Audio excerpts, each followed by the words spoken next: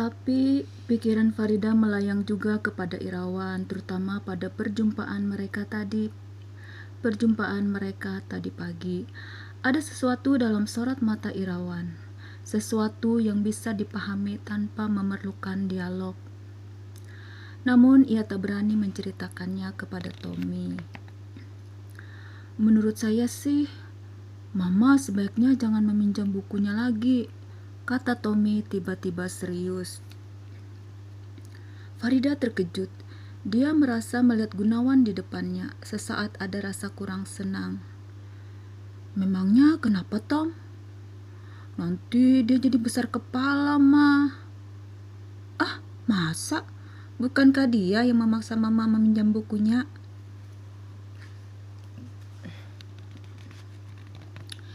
"Iya, karena dia ada maunya. Lihat saja cara dia memandang Mama.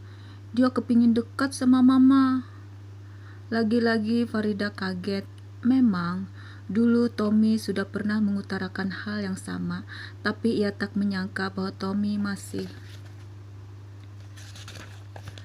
mengingatnya. Suatu pertanda kedewasaan, atau Tommy memang sangat memperhatikannya? "Jangan khawatir, Tom. Mama juga bisa menjaga diri. Semuanya kan tergantung sama Mama juga." Tapi di wajah Tommy, Farida melihat ketidakpercayaan. "Saya takut Mama diapa-apain." Mula-mula Farida merasa geli. Dia merasa diperlakukan seperti anak kecil. Tapi keseriusan Tommy jadi mengkhawatirkan dirinya juga. Kenapa semakin dewasa Tommy jadi semakin mirip ayahnya? Suatu peniruan semata atau kecenderungan yang menurun? Di mata Farida justru Tommy yang perlu dikhawatirkan, bukan Irawan. Mungkin suatu waktu dia perlu membicarakannya dengan Ratih, sahabatnya. "Mama tahu deh, mungkin kau terlalu terpengaruh oleh cerita yang Mama karang ini. Ingatlah, tokoh dalam cerita ini bukan Om Irawan. Jangan salah, Tom." "Barangkali sebaiknya saya pindah ke sini aja, Ma. Di sini juga banyak SMU yang bagus." Farida terkejut. "Jangan, Tom. Kau terlalu khawatir. Gak perlu sampai segitunya. Kan sayang, tinggal beberapa bulan lagi sekolahmu habis. Itu namanya berkorban untuk sesuatu yang tidak perlu. Lain halnya kalau kau memang gak betah lagi di sana." "Kalau saya di sini, dia gak berani macam-macam sama ibu, sama Mama." Tommy, ucap Farida sambil geleng-geleng kepala. "Justru kamu yang berprasangka macam-macam. Ingatlah, Mama bukan anak kecil lagi. Sudahlah, sebaiknya kau jangan baca lagi cerita Mama sebelum selesai. Kau sudah terpengaruh sekarang." Tommy cemberut, Farida pun kesal. Suasana menjadi keruh. Saat itu kedengaran pintu pagar dibuka orang. Ada langkah-langkah kaki di kerikil, lalu suara wanita yang nyaring dan ceria. "Punten." "Mangga," sahut Farida. Tommy melompat bangun. Dengan segera rona mukanya berubah. Di depan berdiri Sonia dengan seorang gadis lain. Mereka tersenyum malu-malu. Maksud kedatangan mereka adalah untuk mengajak Tommy ikut piknik bersama muda-mudi se-RT RW ke Cibodas besok pagi. "Sekalian pada kenalan, supaya remaja di sini pada kompak," kata Sonia lancar. Tommy berpikir dulu. Pengaruh suasana tadi membuat ia kehilangan gairah. Farida tak mengatakan apa-apa, meskipun dalam hati menganjurkan agar Tommy ikut. Keputusan sepenuhnya ada pada Tommy sendiri. "Rupanya kamu ogah ngaku orang Bogor," goda Sonia melihat keraguan Tommy. "Bukan begitu, tapi saya lagi males. apalagi nggak pada kenal, kayaknya canggung kali. Kan sama saya udah kenal, dan sama Dina juga udah kenal, kata Sonia sambil menunjuk temannya. Justru tujuan kita untuk kenal-kenalan. Gini aja deh, ntar saya kabarin ke rumahmu. Jadi apa enggaknya? Tommy memutuskan. Oke lah, kalau jadi sekalian bawa duit 10.000 buat ongkos segala macam ya. Mereka pamitan. Tommy mengantarkan sampai pintu pagar, sedang Farida berdiri di teras sambil memandangi. Anak sekarang gampang sekali berkenalan, pikirnya. Katanya senang sama Sonia, tapi diajak piknik kok malah ragu-ragu, katanya setelah Tommy masuk. Memangnya kamu masih kesal? Kesal kenapa, Ma? Tanya Tommy heran. Loh, tadi kan kita berselisih paham. Lupa? Oh itu, Tommy mengangkat bahu. Udah gak ada persoalan kok. Gak ada? Iya, tapi saya boleh baca lagi cerita Mama dong. Farida tersenyum. Tentu saja boleh, tapi ingat itu cuma cerita.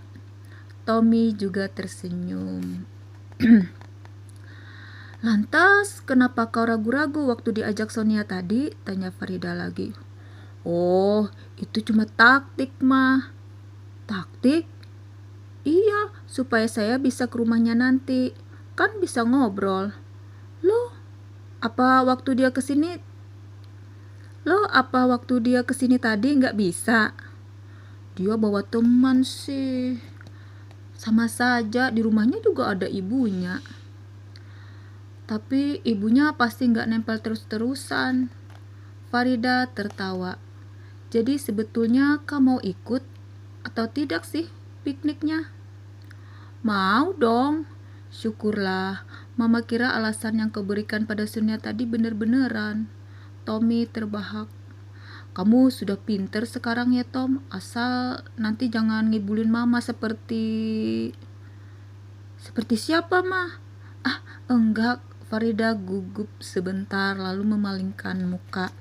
Ia melihat Tommy memandang tajam padanya. Lagi-lagi kritis. Ia yakin Tommy akan mendesaknya lagi dengan pertanyaan, tapi ternyata tidak.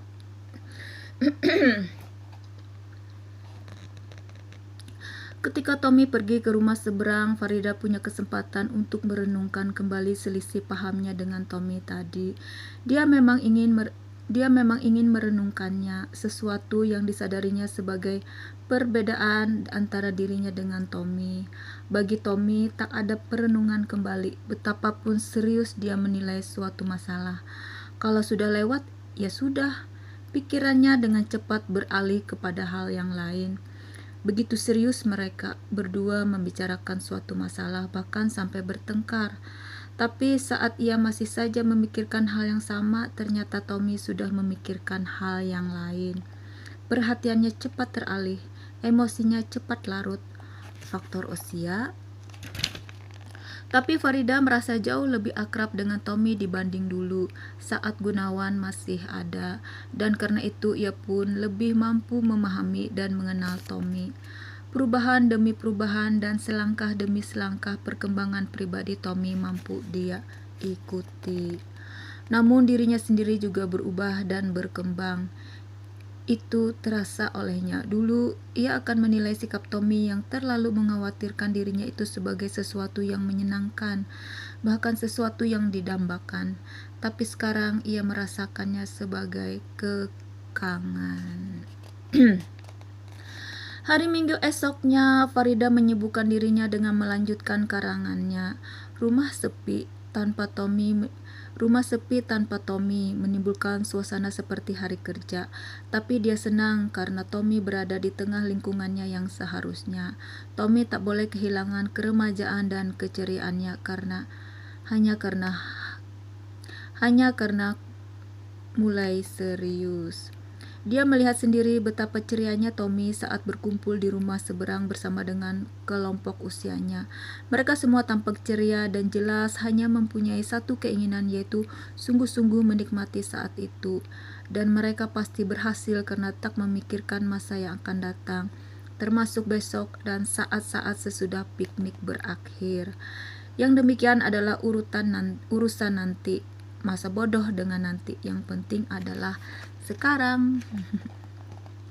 Ketika ia asik mengetik, Bi Icah datang memberitahu, "Bu, ada tamu. Katanya mah mau ke rumah sebelah, mau ketemu sama Pak Irawan, tapi kayaknya nggak ada orangnya, jadi mau titip pesan aja sama ibu." Farida bergegas keluar. Dia melihat seorang bapak dan seorang ibu setengah baya berdiri bingung di luar pagar. "Suruh masuk aja, Bi. Gak enak ngomong di luar," kata Farida dengan niat baik terhadap Irawan. Barangkali tamu itu kerabat Irawan yang datang dari jauh. Mereka dipersilahkan duduk di teras. Kedua tamu memperkenalkan diri sebagai Bapak dan Ibu Hermansyah, berasal dari Banjarmasin. Logat kedaerahan mereka kedengarannya sangat kental hingga seringkali Farida mesti berpikir dulu sebelum dapat memahami. "Kami adalah Paman dan Bibi Salma, istrinya Irawan." Bekas istrinya. Maksudnya mau menanyakan apa barangkali Irawan sudah menemukan di mana Salma tinggal sekarang, Bu. Pak Hermansyah menjelaskan. "Wah, sayang sekali saya tidak tahu, Pak. Pak Irawan sekarang sedang pergi ke Medan. Pulangnya kalau tidak Senin, tentu Selasa. Jadi minggu depan saja kembali lagi, Pak." Pak Hermansyah menggelengkan kepala. "Kami datang dari jauh, Bu. Banjar kan jauh, di Kalimantan."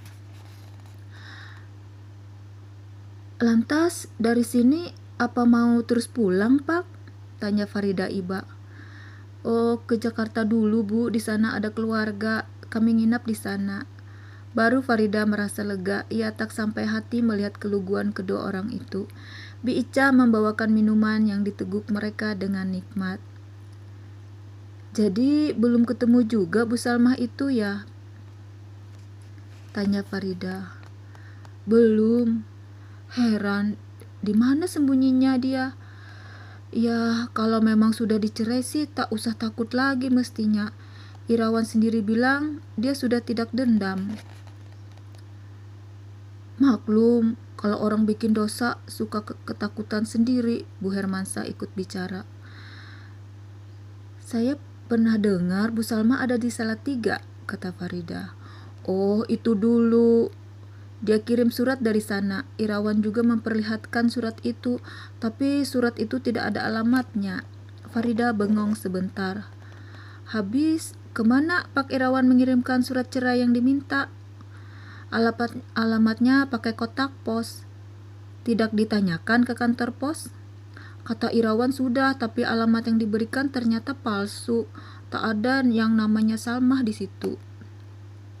"Wah, susah juga ya. Jadi Pak Irawan belum pernah ketemu lagi sama Bu Salmah?" "Belum."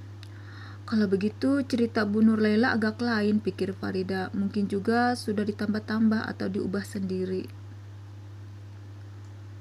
"Mungkinkah Bu Salma itu takut pada Pak Irawan?" tanya Farida ragu-ragu. Ia merasa pertanyaan itu terlalu menyinggung masalah pribadi orang lain, tapi ia sangat ingin tahu, dan bertanya sekarang adalah saat yang paling tepat. Kapan lagi ia bisa bertemu dengan orang-orang seperti Bapak dan Ibu Hermansyah? Bertanya kepada Irawan sendiri sudah jelas tak mungkin. Padahal dengan memperoleh informasi yang mungkin bisa diperolehnya itu, ia bisa tahu lebih banyak tentang pribadi Irawan.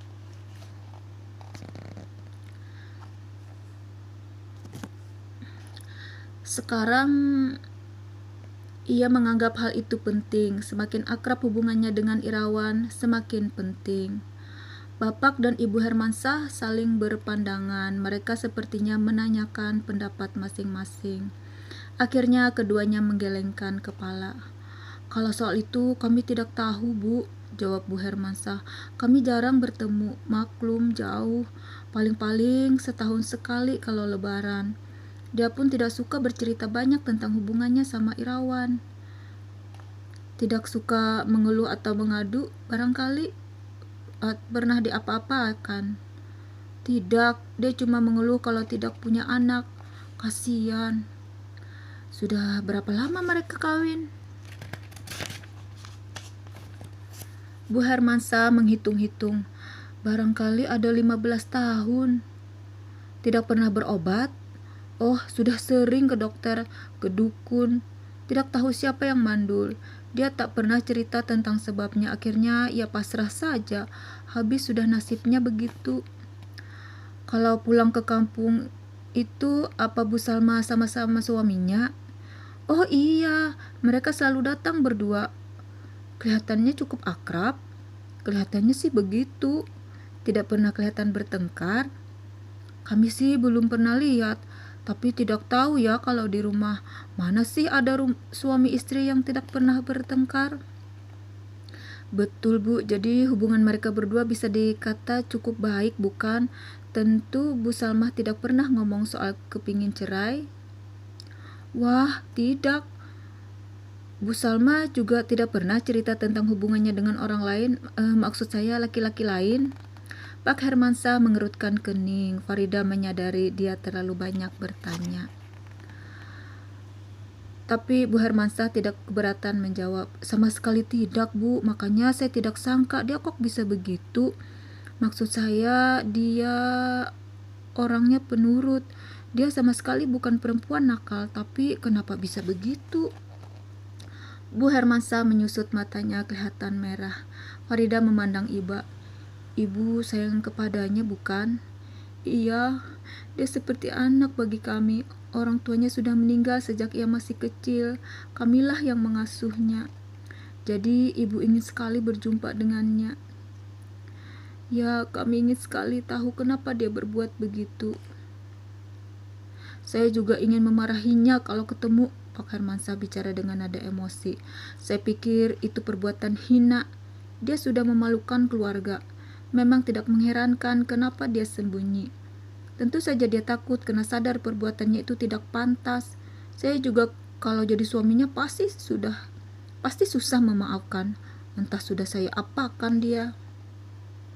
Farida merasa ngeri melihat kemarahan yang tampak di wajah Pak Hermansah. Dia membayangkan seperti apa marahnya Irawan ketika itu. Menurut saya, suatu saat dia pasti akan datang juga untuk menemui bapak dan ibu. Orang tak mungkin sembunyi terus. Pasti dia akan merindukan keluarga, hibur Farida. Bu Hermansah menyusut matanya lagi. Apakah ibu mempunyai foto Bu Salmah? Kalau boleh, saya ingin melihat. Segera Farida menyadari dia sudah melakukan kesalahan. Kedua orang di depannya memandangnya dengan keheranan. Apa ibu belum tahu rupanya? Tanya Pak Hermansah. Belum, Farida terpaksa berterus terang. Saya belum lama tinggal di sini. Tapi saya sudah tahu kisahnya dari warga sekitar, juga dari Pak Irawan sendiri. Saya kenal dia cukup baik dan saya merasa simpati kepada bapak dan ibu. Kalau bisa, saya ingin sekali menolong. Kedua orang itu merasa tersentuh. Iya, ibu bertanya-tanya tentang Salmah. Sepertinya mengenal dia dengan baik, kata Pak Hermansah. Farida tersipu, tapi ia mengakui kebenaran ucapannya itu. Sepertinya dia memang mengetahui Salmah dengan baik. Sungguh-sungguh mengenalnya seakan dia adalah sahabat dengan siapa mereka seringkali saling mengadukan nasib, seperti halnya dia dengan Ratih. Kenapa bisa begitu? Bu Hermansah mengeluarkan dompet dari dalam tasnya. Saya memang selalu membawa-bawa potretnya sejak dia dikabarkan hilang. Saya pikir siapa tahu saya bisa bertanya-tanya pada orang yang saya jumpai kalau dia pernah melihatnya. Nah, ini dia. Potretnya sudah lama. Dia masih muda saat itu. Farida memandang potret ukuran 3x4 itu dengan seksama. Lalu dia tercengang. Bersambung, baterainya habis. Bersambung ya.